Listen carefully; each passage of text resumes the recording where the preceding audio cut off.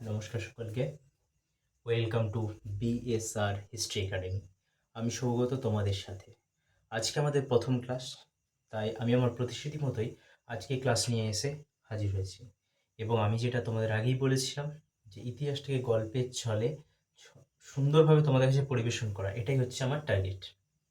এছাড়াও তোমাদের পরীক্ষাগুলো যাতে আমরা হেল্প করতে পারি, সেটাও আমার কিন্তু একটা অন্যতম লক্ষ্য।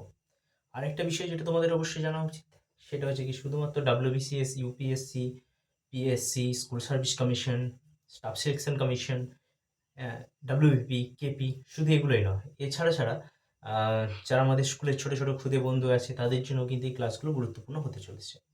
তো তোমরা সবাই জানো, নামটা দেখেই মনে হচ্ছে ইতিহাস academy, history academy, that's mean আমরা ইতিহাস নিয়েই আলোচনা করব। তা বিয়ে বাড়ির প্রথমেই যেহেতু আমরা খাবারে বসে পড়ি না, তার আগে কি হয়? তার আগে স্টার্টারে চা, একটু পকোড়া, এগুলো তো খাই। হ্যাঁ, তারপর আমাদের ধরো একটু মেনু কার্ড দেখি, তারপরে আমরা মেন কোর্সে যাই। ঠিক সেইভাবে আজকে আমরা প্রথমে একটু ইতিহাস কি বা ইতিহাসের একটা ছোট্ট ধারণা তোমাদের জন্য দিয়ে দেব, তারপরে আমরা ক্লাসে শুরু করব। তাহলে দেখো, প্রথম আমাদের যে জায়গাটা জেনে নিতে হবে সেটা হচ্ছে ইতিহাসটা কি। এই যে ইতিহাস, ইতিহাস কি? সোজা কথায় বলতে গেলে একটা কথা, ইতিহাস মানে এরকম একটা ধারণা আছে, সমস্ত মানুষ বেশ মজা করে বলে ইতিহাস মানে হচ্ছে মরা মানুষের কাহিনী। কিন্তু আদতে কি তাই যে মরা মানুষের কাহিনী ইতিহাস? এমনটা কিন্তু ভাবার কোনো কারণ নেই।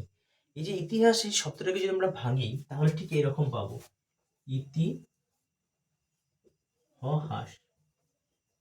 যার অর্থ হচ্ছে ঠিক যেমনটি ঘটেছিল।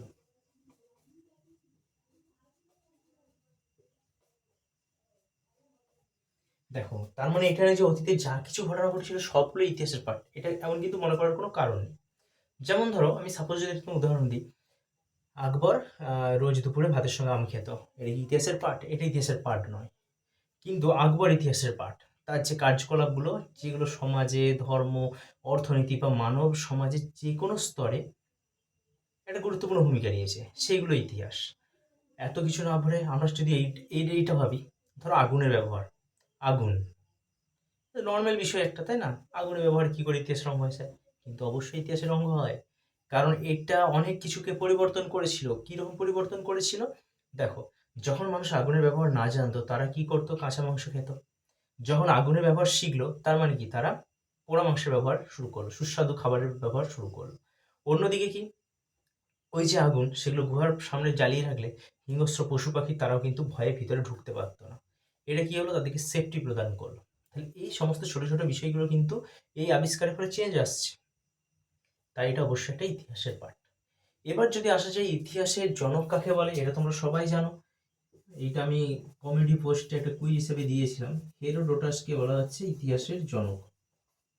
তিনি একজন গ্রিক ঐতিহাসিক, তাকে বলা হচ্ছে ইতিহাসের জনক। তাহলে অতীতের যে কোনো ঘটনাই কিন্তু ইতিহাস নয়। ইতিহাস বলতে সেই সমস্ত ঘটনাগুলোকে আমরা অনুধাবন করব, যেগুলো কোনো না কোনোভাবে সমাজ, অর্থনীতি, রাজনীতি, আমাদের মানব জীবনকে কোনো না কোনোভাবে প্রভাবিত করেছে, সেগুলোকে আমরা ইতিহাস বলে গ্রহণ করব। এবার দেখো, যে ইতিহাস, ইতিহাস কি কল্পনা নির্ভর? মোটেই না। ইতিহাস মোটেই কল্পনা নির্ভর না। ইতিহাসকে কল্পনা নির্ভর হলে সেটা ইতিহাস নয়, সেটা কল্পকথা হয়ে যায়। তাহলে ইতিহাসকে কি করতে হবে? সম্পূর্ণ বিজ্ঞান নির্ভর। ইতিহাসে ধরো আমি একটা কোনো পাথর পেলাম, পাথরটার কত বয়স, সেই প্রাচীনত্ব নির্ধারণের জন্য কার্বন 14 যে পরীক্ষা আছে, কার্বন ডেটিং যে পরীক্ষাগুলো আছে, সেগুলো আমার করে নিতে হয়। সেই পরীক্ষাতে সায়েন্স আমাদেরকে ইন্ডিকেট করে যেটা কত বছরের পুরাতন। একটা কোনো তথ্য পেলাম, সেই তথ্যটাই যে অ্যাকিউরেট এমন কোনো ভাবার কারণ নেই, সেটা ভুল হতেই পারে, সেটাকে ক্রস চেকিং করতে হয়। সুতরাং পুরো প্রসেসটা হচ্ছে সায়েন্টিফিকভাবে করা হয়। তাই ইতিহাসকে গল্পকথা মোটেই কিন্তু মনে করা উচিত নয় বা সঙ্গত নয়। এবার চলে আসা যাক যে ইতিহাস আমরা কোথা থেকে জানবো। তাহলে সেই হিসেবে আমরা ইতিহাসের উপাদান, কোথা থেকে আমরা ইতিহাস জানতে পারি, এই উপাদানটাকে আমরা দুটো ভাগে ভাগ করি। একটা হচ্ছে লিখিত উপাদান, আর হচ্ছে প্রত্নতাত্ত্বিক প্রত্নতাত্ত্বিক উপাদান। লিখিত উপাদানকে আমরা দুটো ভাগে ভাগ করি, একটা হচ্ছে দেশীয় উপাদান, একটা হচ্ছে বিদেশি উপাদান। ওকে, প্রত্নতাত্ত্বিক উপাদানটাকে আমরা এইভাবে ভাগ করি, লিপি, মুদ্রা এবং স্থাপত্য, এভাবে ভাগ করি। বা দেশীয় উপাদানগুলোকে আমরা দুটো ভাগে ভাগ করতে পারি, একটা হচ্ছে ধর্মীয়, একটা হচ্ছে ধর্ম নিরপেক্ষ। ওকে, তাহলে বিষয়টা কি, লিখিত উপাদান অর্থাৎ যেগুলো আমাদের লেখা আছে সেগুলোকে আমরা লিখিত উপাদান বলছি, সেটাকে দেশীয় উপাদান মানে বুঝতে পারছো, দেশীয় মানুষদের দিয়ে লেখা বা দেশীয় উপাদান হিসেবে আমরা সেটাকে ব্যবহার করছি। দেশীয় উপাদানকে দুটো ভাগে ভাগ করে, একটা ধর্মীয়, একটা হচ্ছে ধর্ম নিরপেক্ষ। ধর্মীয় উপাদানের মধ্যে যেমন ধরো আমাদের 18টা পুরাণ আছে, 18টা পুরাণ আছে, 4টে বেদ আছে, 108টা উপনিষদ আছে, দুটো মহাকাব্য আছে। তাহলে এগুলো থেকে কিন্তু আমরা তৎকালীন সমাজ ব্যবস্থা, অর্থনীতি, রীতিনীতি, রাজনীতি, তাদের সমাজ জীবন এই সম্পর্কে বহু তথ্য পেয়ে থাকি। তাহলে এটা অবশ্যই ইতিহাসের পাঠ, কিন্তু এখানে একটা জিনিস আমাদের বারবার মনে রাখতে হয়, ঐতিহাসিকদের বারবার মনে রাখতে হয়, এগুলো কিন্তু নিরপেক্ষ নয়, কারণ এর মধ্যে ধর্মীয় বাতাবরণ অবশ্যই ছিল। অন্য হচ্ছে ধর্মনিরপেক্ষ গ্রন্থ, অর্থাৎ যে গ্রন্থগুলো ধর্মনিরপেক্ষভাবে ইতিহাস রচনা করেছে, যার মধ্যে আমরা পাচ্ছি কলহনের রাজতরঙ্গিনী। রাজতরঙ্গিনী এটা কলহনের লেখা, এখান থেকে কাশ্মীরের ইতিহাস আমরা জানতে পারছি। এটা সম্পূর্ণ কিন্তু একটা ধর্মনিরপেক্ষ। আর বিদেশি উপাদানের মধ্যে অর্থাৎ যেগুলোর কথা হচ্ছে বিদেশি, যেমন মেগাস্তিনিসের ইন্ডিকা, হুম, এই যে গ্রন্থটা এটা তো একজন বিদেশি লেখা, তাহলে এইগুলোর থেকেও কিন্তু আমরা ইতিহাসের অনেক তথ্য পাই। রাহেলা, তহক ই হিন্দ, সিইউকি, ফোকো কিং, এই যে গ্রন্থগুলো এগুলো সব বিদেশি পর্যটকদের লেখা, তাহলে এখান থেকে আমরা কিন্তু বিভিন্ন তথ্য পাচ্ছি। অন্যদিকে দেখো, লিপি, মুদ্রা এবং স্থাপত্য। লিপি, লিপি কি, লিপি থেকে তৎকালীন সমাজের একজন শাসক তিনি তার কি নির্দেশাবলী, তিনি কি কি বিজয় করেছেন, তার যে কীর্তি কাহিনীগুলো, সেই তথ্যগুলো কিন্তু আমরা লিপি থেকে পাই। এবার চলে আসো মুদ্রা। মুদ্রা থেকে কি, ধরো 1 টাকার একটা কয়েন, 1 টাকার একটা কয়েনের মধ্যে আমরা কি পাচ্ছি, দেখবে 1 টাকার কয়েনের দেখবে একদিকে দেখবে কত সালে তৈরি সেটা লেখা আছে, কি মেটাল দিয়ে তৈরি সেটা বুঝতে পারছো, অশোক স্তম্ভের ছবি। যখন বেশি মুদ্রাতে এই ধরনের ছবি পাওয়া যাবে তখন মেনে নিতে হবে কি এটা তাদের রাষ্ট্রীয় প্রতীক ছিল। তাহলে এই সমস্ত তথ্য কিন্তু আমরা মুদ্রা থেকে পাই। যেমন সমুদ্রগুপ্তের মুদ্রা থেকে আমরা কি পাই, যে তার বীণাবাদনরত মূর্তি, অর্থাৎ তিনি একজন বীণাবাদক শিল্পী ছিলেন, এটা ইন্ডিকেট করে। ঠিক আছে, এবং আরেকটা জিনিস দেখা, যেমন গুপ্ত যুগে প্রচুর পরিমাণে স্বর্ণ মুদ্রা পাওয়া গেছে, যেটা ইন্ডিকেট করছে কি যে গুপ্ত যুগে ব্যবসা বাণিজ্য বলো বা অর্থনীতি বলো সেটা খুবই উন্নতি লাভ করেছিল। নেক্সট চলে আসছে স্থাপত্য ভাস্কর্য, এটা তো বলার কিছুই নেই, তাজমহল থেকে শুরু করে লালকেল্লা, হ্যাঁ, কুতুব মিনার, এগুলো হচ্ছে সব স্থাপত্য ভাস্কর্যের নিদর্শন। এখান থেকে আমরা তৎকালীন সমাজ ব্যবস্থা কি কি রীতি অনুসরণ করা হচ্ছে এই সমস্ত তথ্য কিন্তু আমরা এখান থেকে উপলব্ধ হচ্ছে আমাদের জন্য। তাহলে এগুলো হচ্ছে আমাদের ইতিহাসের উপাদান, এখান থেকে আমরা ইতিহাস জানতে পারি। এবার চলে এসো ইতিহাসে যে যুগ বিভাজন। ইতিহাসের যুগ বিভাজন বিষয়টা কিন্তু খুব গোলমেলে, কারণ কি হঠাৎ করে তো পরিবর্তন হয় না। আমি বারবার একটা উদাহরণ দিই, যে ইতিহাসের পরিবর্তনগুলো খুব ধীর গতিতে হয়। কিরকম বলো, সাপোজ ধরো এখন এখন আমাদের মোবাইলও কি কত পাতলা হচ্ছে, তার কম্পিটিশন, তাই না? তাহলে প্রথম যদি টেলিফোনের দিকটা দেখো, প্রথমে কি ছিল, তার দেওয়া টেলিফোন, একটা জায়গায় তোমাকে দাঁড়িয়ে কথা বলতে হবে, যদিও ছিল নস্টালজি অবশ্যই। এছাড়া কি পাওয়া যাচ্ছে, তারপরে সে দেখবে ফোন আসছে সেই অ্যান্টেনা তোলা, তাই না? তারপর আবার একটা দেখবে পাবে পরবর্তী সময় সে মোটা মোটা নোকিয়ার ফোন, যেগুলো দিয়ে আম পাড়া হতো, ঠিক আছে, ঢিল ছুঁড়লে মানুষ মরে যাবে এরকম শক্তপোক্ত ফোন। তারপর আস্তে আস্তে এলো টাচ ফোন, এবং এখন থেকে সেগুলোর থেকে আরও রিনিউ হচ্ছে, আরও রিনিউ হচ্ছে। তখন 32 জিবি মেমোরি মানে বিশাল ব্যাপার, মোবাইলে 32 জিবি মেমোরি দিয়েছে প্রচুর। এখন দেখো 100, 164, 288, মানে দিয়েই যাচ্ছে দিয়েই যাচ্ছে। এক্সপেন্ডেবল মেমোরি 1 টিবি পর্যন্ত, যেগুলো ল্যাপটপে বা কম্পিউটারে থাকা উচিত সেগুলো মোবাইলে ঢুকিয়ে দিচ্ছে। তাহলে কি, যে ইভলিউশন কি একদিন হয়েছে, খুব ধীর গতিতে হচ্ছে, আস্তে আস্তে হচ্ছে। সেরকম ইতিহাসের যুগ বিভাজনটাও কিন্তু খুব ধীর গতিতে হয়।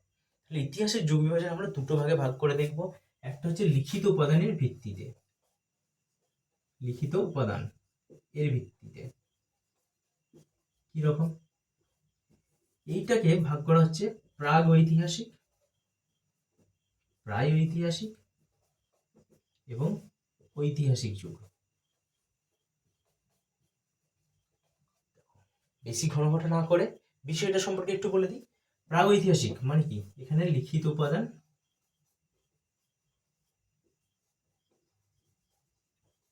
নেই, কোনো লিখিত উপাদান আমরা খুঁজে পাই। যদি এবার ভারতীয় সভ্যতার মধ্যে বলো তাহলে অবশ্যই মেহেরগড়ের কথা আমরা পাই, মেহেরগড়। অন্যদিকে প্রায় ঐতিহাসিক, এদের কি লিখিত উপাদান আছে কিন্তু পড়া যায়নি, যেমন হচ্ছে হরপ্পা, যদিও এর পাঠোদ্ধারের প্রচেষ্টা চলছে। আর ঐতিহাসিক উপাদান আছে, পড়াও গেছে।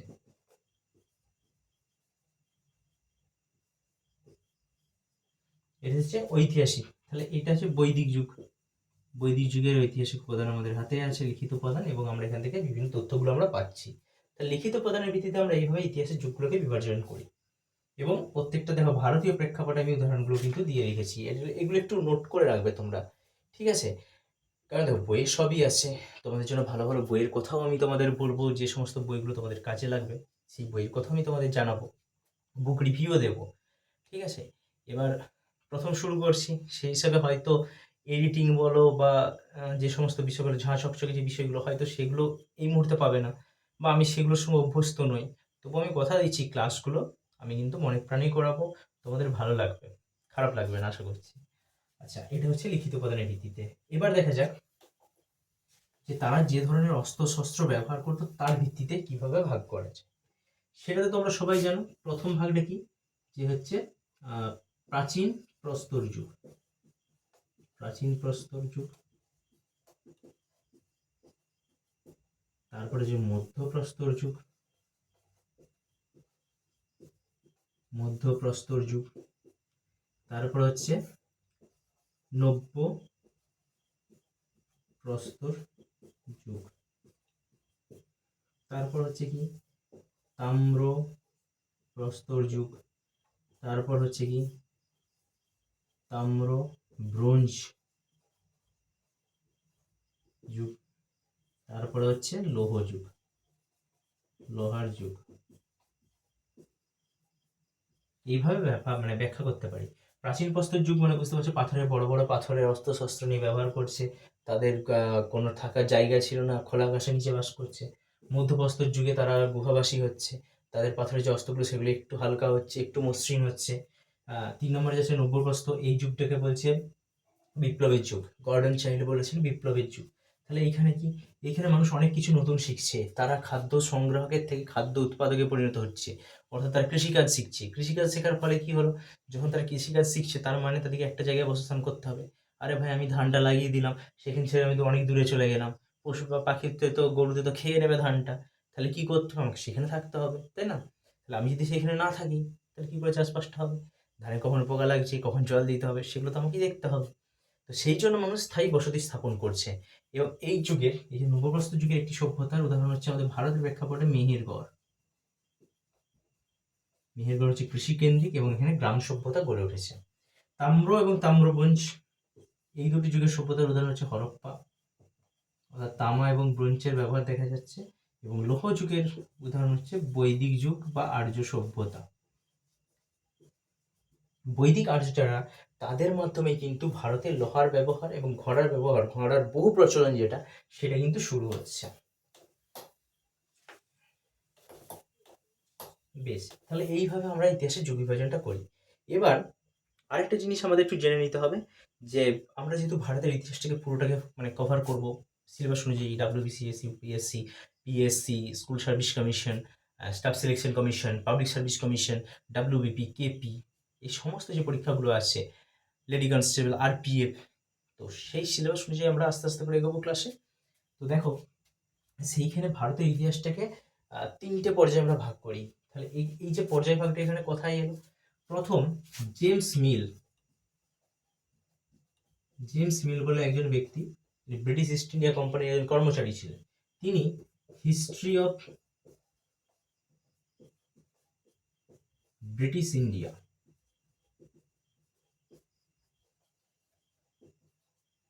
এই গ্রন্থের রচনা করেন।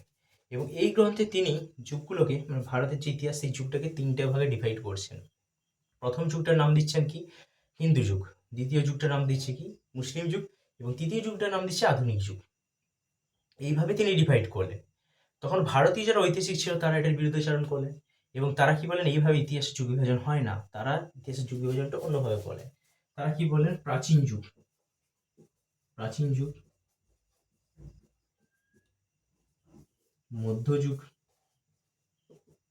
এবং আধুনিক যুগ। এবারে কোন সময় থেকে কোন সময় সেইগুলো নিয়ে প্রচুর কেওস। কারণ কি, ইতিহাসে তো এমন কিছু নয় যে একদিন হলো 31শে ডিসেম্বর পেরিয়ে গেল, 1 জানুয়ারি এলো, পুরো নতুন বছর। যেমন আমরা রোজ করি আর কি, প্রত্যেক বছর কি করি, 31শে ডিসেম্বরটা পেরোতে দে, তারপর আমি দেখে নেবো পড়াশোনা কাকে বলে, একদম ফাটিয়ে পড়াশোনা করবো, একদম টপ লেভেলে পড়াশোনা করবো, এরকম তো আমরা ভাবি। এবং নিজের কাছে অনেক কিছু প্রতিশ্রুতি করি, এক সপ্তাহ যায়, তারপরে দেখবি ম্যাক্সিমাম ক্ষেত্রে আমাদের কি হয়, রাখতে পারি না আমরা ধরে, তাই না? অবশ্যই ধরে রাখলে তাদের তো অবশ্যই সাকসেসফুল হবে তারা, কিন্তু ম্যাক্সিমাম ক্ষেত্রে আমরা ধরে রাখতে পারি না। ঠিক আছে, এবার সেই জন্য একটা মোটামুটি সময়কালকে ধরে নেওয়া হয়। যেমন এখানে মেহেরগড় থেকে শুরু করে 1206 এই সময় অবধি ধরা হচ্ছে প্রাচীন যুগ, 1206 থেকে 1757 এই সময়কে ধরা হচ্ছে মধ্যযুগ, এবং 1757 অনওয়ার্ডস হচ্ছে আধুনিক যুগ। এইভাবে ডিভাইড করা হয়েছে। এবার যখন যুগগুলোতে আমরা শুরু করব, তখন এই সম্পর্কে আরো আমরা বিস্তারিত আলোচনা করব। এবার চলো এখানে আমরা একটু দেখে নিই। যেহেতু আমরা ভারতের ইতিহাস পড়ব, ভারত, এই যে ভারত কথাটা, এই ভারত মনে করা হচ্ছে ভরতের নাম অনুযায়ী, ভারতের নাম হচ্ছে ভরত, ভরত গোষ্ঠী রাজা ভরতের নাম অনুযায়ী ভারতের নামকরণ করা হচ্ছে ভারতবর্ষ। এই ভারতবর্ষের আগে আর একটা নাম ছিল, সে নামটা কি বলতো, জম্বুদ্বীপ, জম্বুদ্বীপ নাম ছিল। আবার এই ভারতকে ইন্ডিয়া, ইন্ডিয়া বলা হয়, এটা নাম দিয়েছিলেন কারা, গ্রিকরা। ঠিক আছে, আবার আমরা একটা ব্যবহার করি হিন্দুস্থান, এইটা নিয়ে একটা বিশাল কনসেপ্ট ভুল আছে অনেকের মধ্যে। অনেকেই ভাবে হিন্দুস্থান মানে হিন্দুদের বাসস্থান, কিন্তু এমনটা নয়।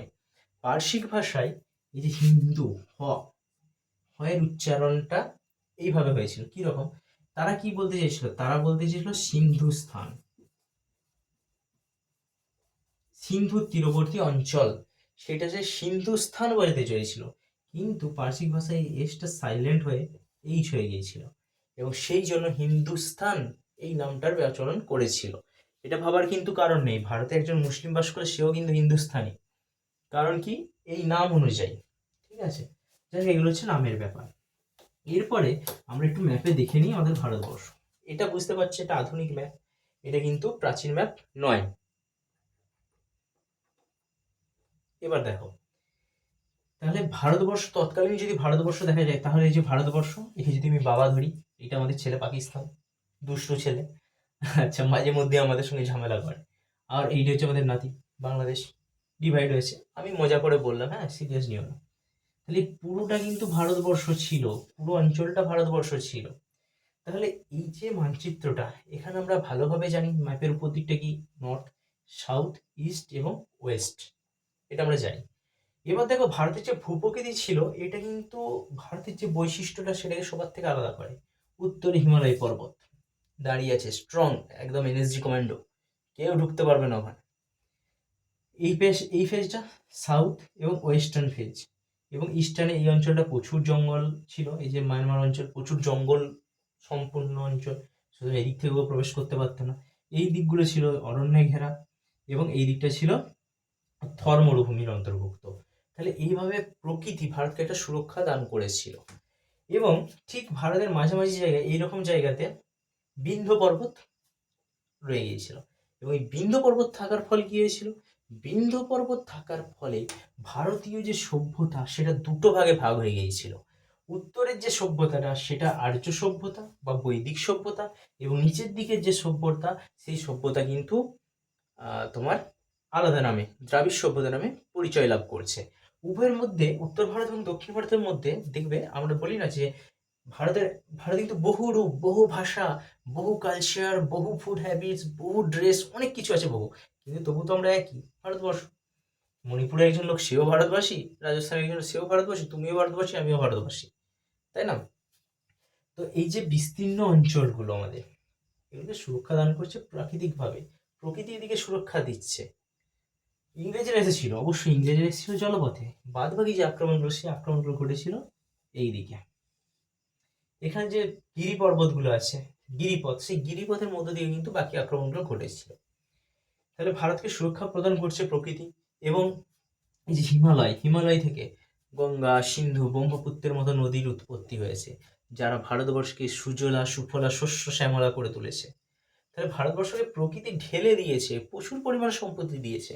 আর সেই জন্যই তো ভারতকে এতবার লুটপাট করার পরেও ভারত কিন্তু তার পজিশনটা কিন্তু ধরে রাখতে পেরেছিল। ভাবো না, মামুদ 17 বার ভারত আক্রমণ করেছে, তৈমুর লং, চেঙ্গিস খাঁ, কে আসেনি ভারতকে আক্রমণ করতে? মুঘলরাও এসেছিল ভারতকে আক্রমণ করতে। তাদেরও টার্গেট রাজ্য স্থাপন নয়, তাদেরও টার্গেট ছিল কি, লুটপাট করা। সুলতানি যুগে মোহাম্মদ ঘুরি, তিনি এসেছিলেন কি করতে, লুটপাট করে সঞ্চিত ভারতের সম্পদের লোভে। ইংরেজ এসেছিল, তারাও ভারতের সম্পদের লোভে এসেছিল। ঠিক আছে, প্রকৃতি ঢেলে দিয়েছে একদম, অরণ্য থেকে শুরু করে সব কিছু। হ্যাঁ, যেটা বলছিলাম, বিন্ধ্য পর্বত দুটো ভাগে ভাগ করেছে। আমাদের উভয়ের মধ্যে ফুড হ্যাবিটগুলো আলাদা। আমরা নর্থের লোক যারা, তারা কি একটু বেশ মশলাদার খাবার খেতে পছন্দ করি। একটু বেশ মাংসের ঝোলটা হবে একটু বেশ মশলা টশলা করে, বেশ রিচ টাইপের খাবার পছন্দ করি। কিন্তু এখানে খাবারটা, ফুড হ্যাবিটটা একটু হালকা হয়। এরা টক জাতীয় জিনিস বেশি খায়, এদের ধুতি পরার স্টাইল দেখবে আলাদা। আমরা যেমন ছোট গুঁজি ধুতি পরি, এদের ধুতির স্টাইল আলাদা। সাউথের সিনেমার দৌড়াতে তোমরা তো সবাই দেখো, আমিও দেখি। একটু একটু অন্য টাইপের এদের, তাই না? ফুড হ্যাবিটস আলাদা, ইডলি, ধোসা, সাম্বার এগুলো থাকে। তো বিন্ধ্য পর্বত দুটোকে পৃথক করেছিল ঋষি অগস্ত্য। তিনি উত্তর ভারত থেকে যে বৈদিক সংস্কৃতি, সেটা কিন্তু দক্ষিণ ভারতে তিনি প্রদান করেছিলেন। তাহলে এই হচ্ছে আমাদের ভারতবর্ষ, এবং ভারতবর্ষের যে ইতিহাস, সেটাতে আমরা অবশ্যই প্রবেশ করব। আজকের ক্লাসটা আমি এখানে শেষ করছি, ইতিহাসের একটা ধারণা তোমাদের দেওয়া হলো। এবং কেমন লাগছে ক্লাসটা, সেটা কিন্তু অবশ্যই জানাবে, কারণ তোমাদের জন্যই ক্লাসগুলো আনার চেষ্টা করছি। যদি ভালো লাগে তাহলে আমার পরিশ্রম সার্থক হবে। আমাদের সাথে থেকো। BSR history academy.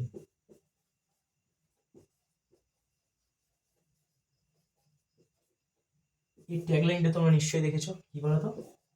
Let's make history together. আমরা সবাই সাকসেস লিখবো, সবাই সাকসেস স্টোরি লিখবো। ঠিক আছে, তো দেখা হচ্ছে পরের ক্লাসে। সকলে সুস্থ থেকো, ভালো থেকো। আর যেটা সমস্ত ইউটিউবাররাই বলে, আমিও সেটা তোমাদের বলছি, অবশ্যই সাবস্ক্রাইব করে রাখো, লাইক কমেন্ট শেয়ার করে দাও, বন্ধুদের মধ্যে ছড়িয়ে দাও। কারণ চ্যানেলটা যত গ্রো করবে, সেটা আমার পক্ষেও সুবিধা হবে নতুন নতুন ভিডিও আনার। তোমাদের যদি কোনো চিন্তাভাবনা থাকে, বা ক্লাসগুলো কেমন লাগছে, সেই সম্পর্কে অবশ্যই কমেন্ট বক্স ওপেন করা রইল। তোমরা অবশ্যই কমেন্ট করো। আমি যেটা প্রতিশ্রুতি দিয়েছি আমি অবশ্যই রাখবো। তোমাদের সাহায্যও কিন্তু আমার চাই, তোমাদের দিক থেকেও আমি সমর্থন চাই, তোমাদের ভালোবাসা চাই। আশা করি তোমরা দেবে। দেখা হচ্ছে পরের ক্লাসে, সুস্থ থেকো সকালে।